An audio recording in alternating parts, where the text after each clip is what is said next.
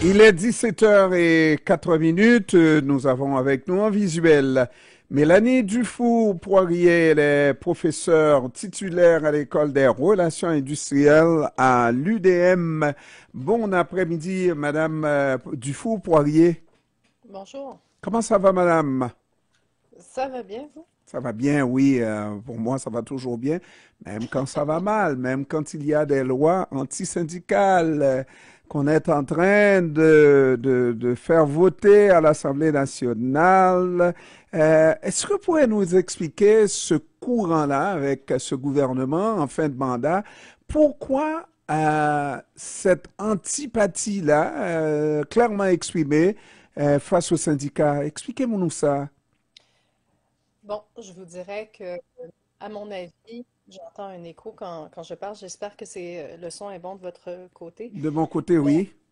à mon avis, il s'agit d'une tentative désespérée de récupérer des votes des gens, je dirais, de la frange la plus à droite de l'ancien parti de la DQ qui est l'ancêtre, le prédécesseur de la CAQ, d'une part. D'autre part, je vous dirais, ça émane, à mon sens, d'une immense méconnaissance des fondements du système des relations de travail, nonobstant le fait que le ministre du Travail, qui est censé garder une certaine posture, n'est-ce pas, une certaine posture d'État, d'homme d'État propre à la véritable posture que devrait, à mon sens, emprunter un ministre du Travail, mais en l'occurrence, dans le cas présent, il revêt plutôt une posture d'avocat patronal. Donc, j'y vois, pour être honnête avec vous, une tentative assez désespérée de satisfaire une frange de l'électorat. Et cette tentative-là, je pense elle évolue sur un terrain assez fertile, en ce sens qu'il y a beaucoup de travail de désinformation à l'endroit des syndicats, et on fait mousser aussi des cas d'espèces comme étant des généralités. Je vais vous parler comme un chercheur que je suis. Donc, on prend des cas et on fait de l'induction. Donc, on va dire la FAE, etc., etc., parce que, disons-le, c'est aussi subtil qu'un éléphant blanc dans une pièce. On voit déjà clairement les cas, les dérives, disons, qui ont peut-être été prises, qui ont permis, en tout cas, à ce gouvernement-là d'ériger des exceptions en généralité. Euh, je vous dirais, je souhaiterais aussi mettre de l'avant le fait que les organisations syndicales, une de leurs missions premières, c'est faire de l'action politique. Alors, Et quand le je parle de gouvernement ne semble pas comprendre ça. Par Ah exemple, oui, mais le même, gouvernement actuel, puis bien d'autres même politiciens, contester une loi devant les tribunaux qui est même pas une action, c'est une action citoyenne, je dirais, de syndiquer, de contester une loi devant. Le gouvernement semble ne pas vouloir laisser ce choix-là aux syndicats. Ils ont trop de moyens, ils doivent oui, utiliser ben, l'argent. écoutez, c'en est presque caricatural. Je vous dirais que c'est une manœuvre qui m'apparaît davantage idéologique que fondée. C'est comme PL 101 qui a été promulgué, entériné cette semaine. Donc, il y a eu sa sanction cette semaine qui va prévenir la possibilité pour les travailleurs et les travailleuses, parce qu'on parle plutôt de travailleuses dans les secteurs de la santé et de l'éducation, de se doter de mécanismes de prévention adéquats sur le terrain. Donc, ils savent très bien, monsieur, que cette loi-là ne passera pas le test de la constitutionnalité, mais ils préfèrent attendre dans 10 ans que ce soit le cas, puis ils vont avoir justement leur juste de la part des tribunaux. Pour revenir à ce qui nous intéresse, ils ont une lecture je vous dirais, très cloisonnée des dispositions qui prévalent dans le Code du travail. Je donne des cours sur le syndicalisme depuis plus de 10 ans. Je le dis aux étudiants, les syndicats ont deux missions fondamentales. La première étant de négocier des conventions collectives, donc une action qui est beaucoup plus économique à saveur pragmatique. Et la seconde, qui est une action à saveur beaucoup plus sociopolitique, où on se fait les porte-étendards des considérations propres à vous et moi, à l'ensemble des citoyens. Donc, les syndicats ont permis plusieurs avancements sur la scène sociale, sociétale, qu'on pense au régime québécois de l'assurance parentale, les CPE, etc., le combat pour l'équité salariale plus récemment. Donc, c'est archi faux. Et c'est parler, comme on le dit au Québec vulgairement, à travers son chapeau, que de dire non, l'action collective, l'action des syndicats doit se circonscrire uniquement dans les paramètres justement de la négociation collective, ce qui est vrai pour les syndicats au niveau local, ce qui est vrai aussi à un niveau Là, je pourrais vous parler plus au niveau de l'armature, c'est-à-dire l'appareil syndical, comment il fonctionne selon les spécificités de chaque organisation syndicale en présence au Québec, mais qui n'est certainement pas vrai pour certaines instances dans les organisations syndicales et Mm, pour les organisations syndicales plus de stature nationale, la mhm. FTQ, la CSN, etc. C'est leur pain et leur beurre que de défendre des intérêts citoyens des travailleurs, qu'ils soient syndiqués ou non. Mais par Alors, contre, Madame professeure, euh, on a fait, et moi j'en ai vu beaucoup d'articles dans nos journaux locaux à l'effet que le syndicalisme au Québec est beaucoup plus militant que le syndicalisme dans le reste du Canada avec des grèves à satiété en veux-tu, en voilà. Lorsque le gouvernement prend des mesures anti-syndicalistes comme ça, on semble vouloir attirer un certain public qui en a peut-être assez de ces grèves. oui, en même temps, sachez par exemple que PL 89 qui vient circonscrire l'exercice du droit de grève, qu'est-ce que ça va permettre? Ça vient modifier l'équilibre des rapports de force entre les parties.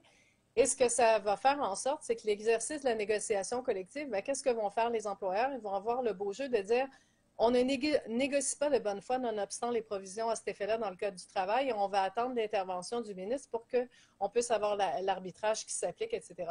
Je comprends ce que vous dites.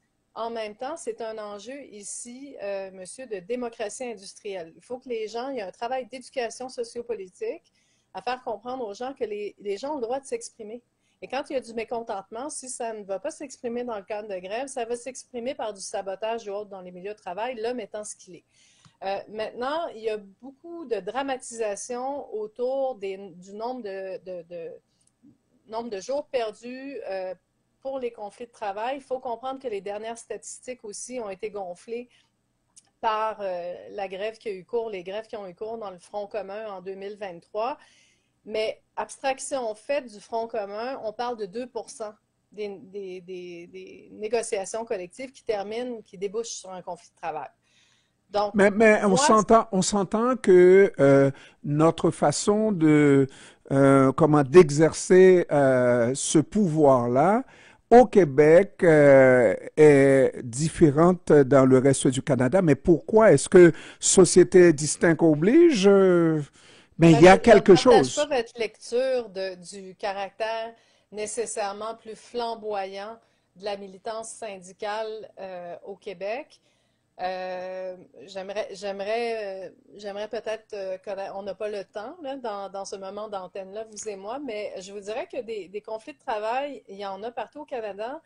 C'est clair qu'il y a des provinces qui ne disposent pas, comme nous, c'est le cas, des dispositions anti-briseurs de grève. Donc, c'est sûr qu'on a un code du travail qui est progressiste, au point où Obama, dans sa première campagne, s'en était inspiré pour promouvoir ce qu'il appelait sa réforme là, du Code du travail, dont le nom m'échappe là, au moment où il faudrait que je refasse une petite recherche. Mais dans tous les cas de figure, c'est clair qu'on fait office un peu de village gaulois en Amérique du Nord. Mais ceci étant, ce n'est pas anodin que de venir bouleverser l'équilibre des rapports de force, même s'il est déjà rompu, c'est ce que j'enseigne dans mes cours à l'Université de Montréal, mais de promouvoir et promulguer éventuellement des projets de loi qui vont briser le système des relations industrielles. Écoutez, ça va être de voir, mais quels seront les contre-pouvoirs existants dans notre société. Vous dites Donc, que jusqu'à nouvel ordre, je l'équilibre, pense. l'équilibre des rapports de force est déjà... Ah oui, ça fait plusieurs années. Ah Écoutez, oui? on ne peut pas dire que les travailleurs ont le gros bout du bâton à l'heure actuelle. Prenez la C'est de grève qu'on a là à la STM. laquelle.